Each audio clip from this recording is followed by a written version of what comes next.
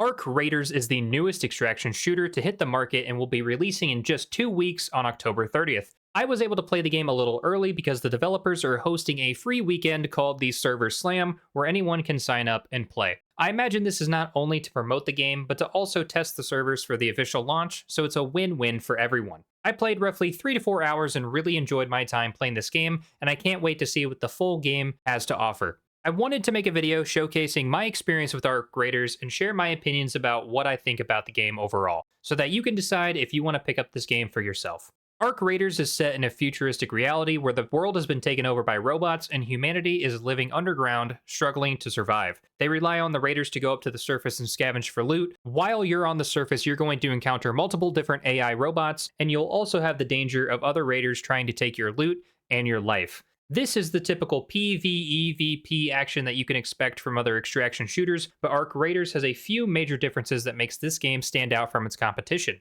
First, this game is playable on all platforms. This is a huge deal because, like with other popular extraction shooters like Tarkov, it's only available on PC. Arc Raiders has full crossplay between PS5, Xbox, and PC platforms. Also, this game is only going to be priced at $40 for the base version, which I think is a pretty fair price. It's really nice to see these smaller studios making high-quality games for a cheaper price than most of the AAA companies out there. It makes me want to buy these games that I normally wouldn't have, just so that way I can support the studios making these games like Clay Obscure's Expedition 33. Second, the game is a third-person shooter opposed to being a first-person shooter like almost every other extraction shooter on the market. At first, this game really reminded me of The Division, but the movement and the gunplay feel a lot more refined to fit an extraction shooter. I feel like the third-person perspective was definitely the right move for this game, and it feels refreshing after playing all these other extraction shooters. Finally, this game does not plan to have mandatory wipes that resets players' progression.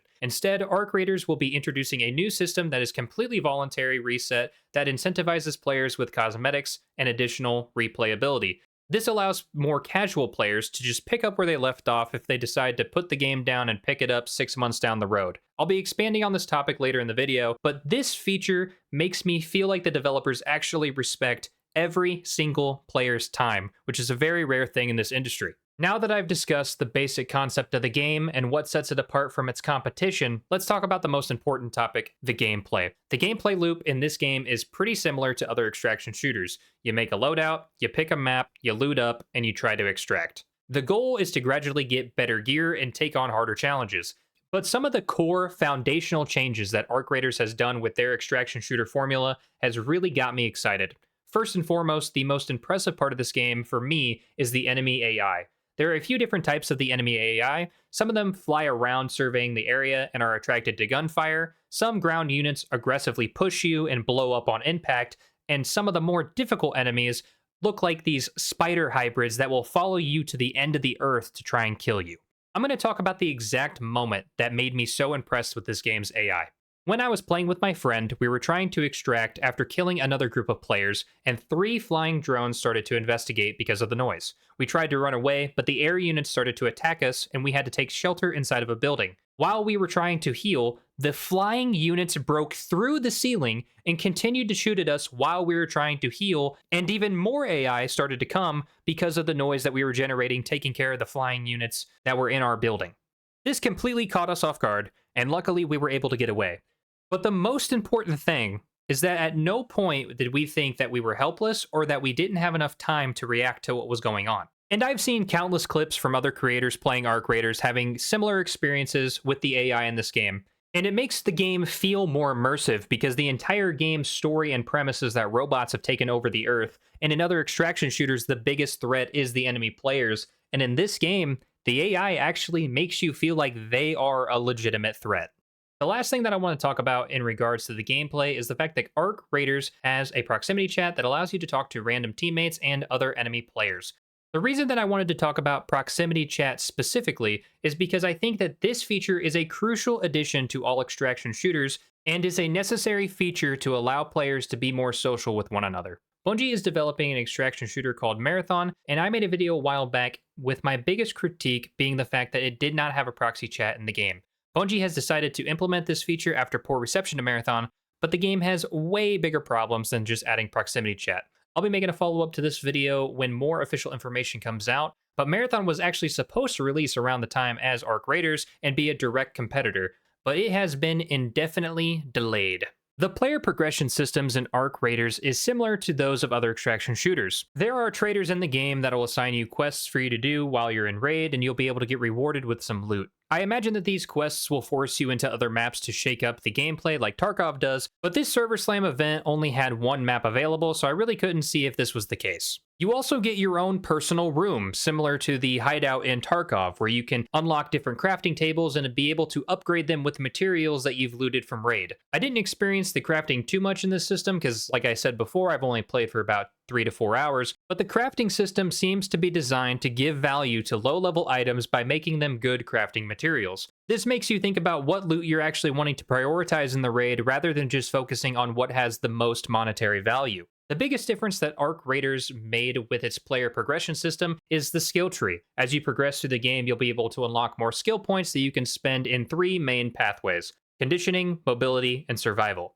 This will allow players to unlock perks that fits their playstyle and potentially make a better team composition when you're playing with friends. I focused more on the survival path because I saw that one of the perks in the tree allowed me to craft items mid-raid. I thought this would be useful not only for myself, but for my team as well.